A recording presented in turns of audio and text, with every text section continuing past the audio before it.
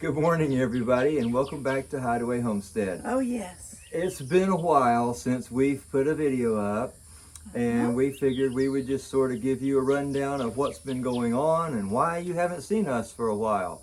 We are actually still alive, believe it or not. We've had a lot going on here on the farm past few weeks.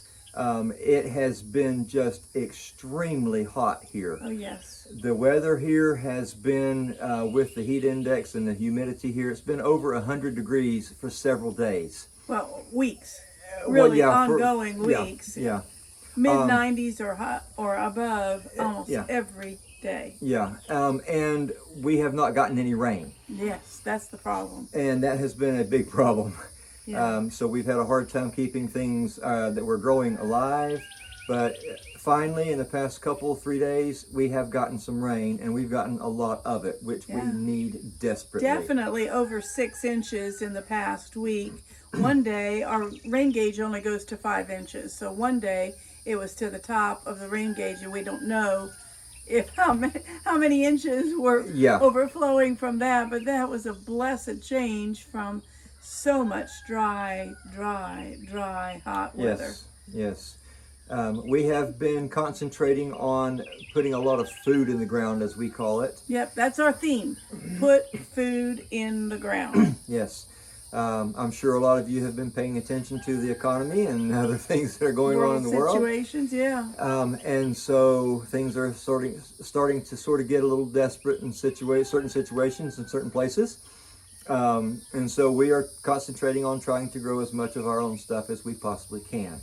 The other thing about that, though, is that at this time of year in Central Florida, we are limited to how many things will grow because it is hot, the days are long, and a lot of things that other places of the country they're just now planting, we're done with those crops. And so we are limited. There are only a handful, less than 10, probably vegetable crops that we can plant and be successful with this time of year. So that is another factor that we're having to work around. Yes. Some of the things that we have done well with recently are the zipper cream peas, cucumbers. We did okay with those. They're done now. Yeah, they're done. We got a good amount of tomatoes this year.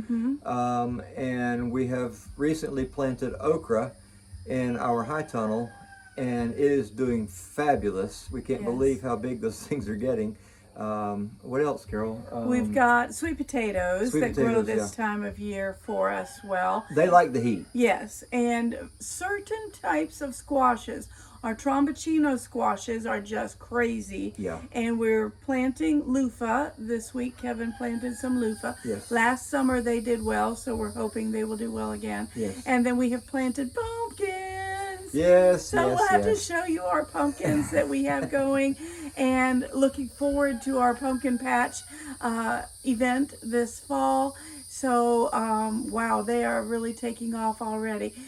Those are about the only things that grow well here in the hot summertime. And it's just a lesson in frustration to try to grow something like spinach or lettuce this time of year. It's not going to be successful. No. So you just have to grow what you can during this time of year. But our theme has been to put something in the ground every day. And we are doing, Kevin mostly, is doing very well with keeping up to that goal. Yes. And getting stuff in the ground. So let us catch you up on where we've been and the successes. We've been picking long beans. Asparagus beans will grow here in the summer months. We call them long beans, but there's also packaged as asparagus greens. And they will grow here, but regular bush beans or the Kentucky Wonder? The Kentucky Wonders, I think. The pole bean style. Beans. Yeah.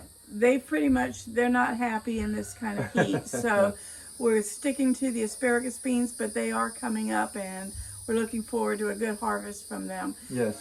The other thing that we have done this year too, and I guess we're going to show some of this. Yeah, we'll show you some of this. we have increased our blueberry bushes. Oh, yes. Tremendous. We've got about 30 plants now, I think, or somewhere around there. Okay.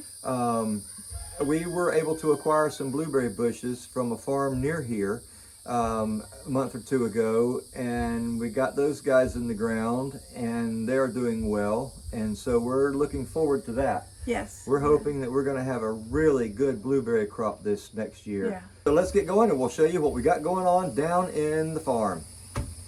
We are out planting pumpkin seeds today in our pig-appointed pumpkin patch.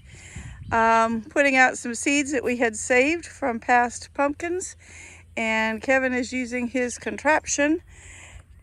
I scattered them all around the ground, and now he can just step on that end and push them in. We don't have to bend over all over the place. So we've done patch from where that point is ahead of us. You can sort of see the seeds that I scattered out there, the white seeds, and then we took them all the way to the edge of the building in all of this cleared area. That'll be a good patch for today anyway. We are just scattering seeds by the handful with the hope that 1 out of 4 comes up, or I don't know. What percentage do you want, Kevin? 1 out of 10? We'd still be overrun with pumpkin vines if we do 1 out of 10. So they spread out so far. But maybe these will be good for our pumpkin patch come fall.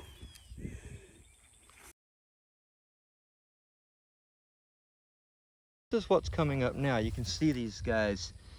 They're all over in here. There's just bunches of them all in this thing here. We came out and just sort of scattered seeds. We figured, hey, that's how the pigs do it. So we just scattered a bunch of seeds out here in this area, and they're coming up like crazy. There's even some way over here in this area. And so we're gonna let them go, and we're hoping that this will be our fall crop for when October rolls around, and we're planning to do our pumpkin patch again.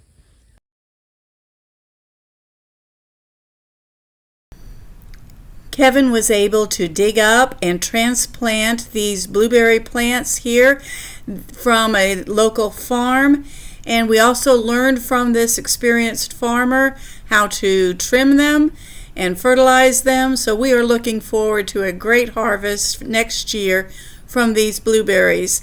More food in the ground.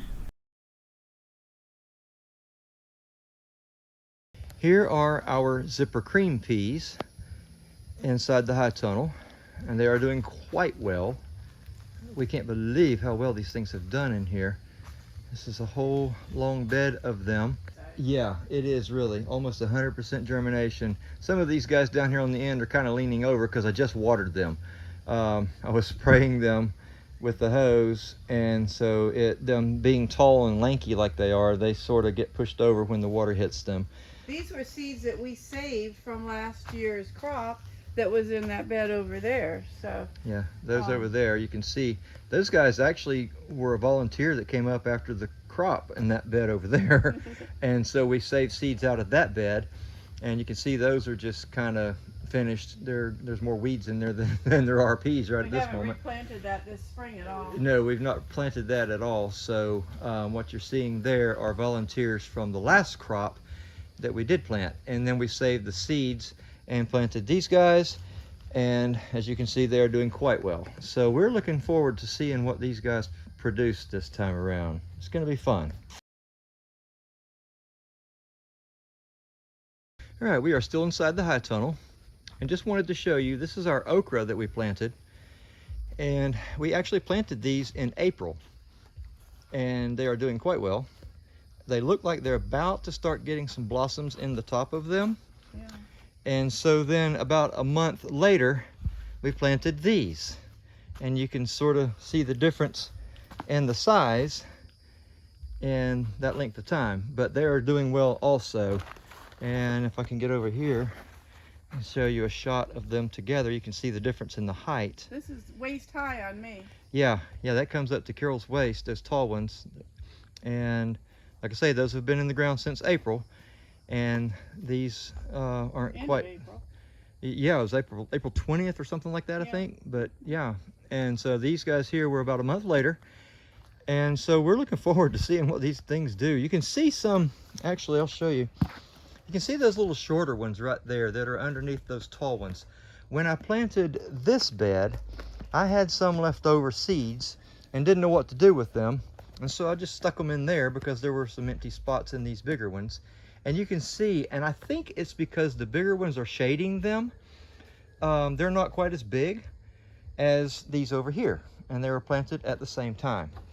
So that's, some of the stuff that we're doing, and just kind of gives you an idea of what we got going on here. Actually, this bed was planted exactly a month later. These are planted May the 20th. So you can see the difference in 1 month between those and these.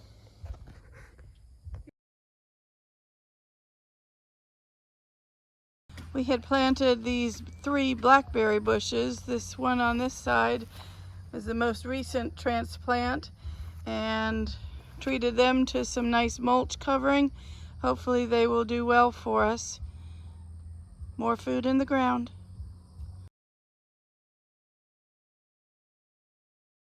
This is some of the seedlings that we've got going. These are Florida cranberries. And we just planted these when it was May the 21st, I think it looks like it says. We try to tag everything we plant so we know how long it's been there. Anyway, so these guys are looking good, and they're getting ready to go into the ground also. They're a type of hibiscus, and we can make cranberry tea out of them, or we can harvest the blossoms to make cranberry juice and sauces.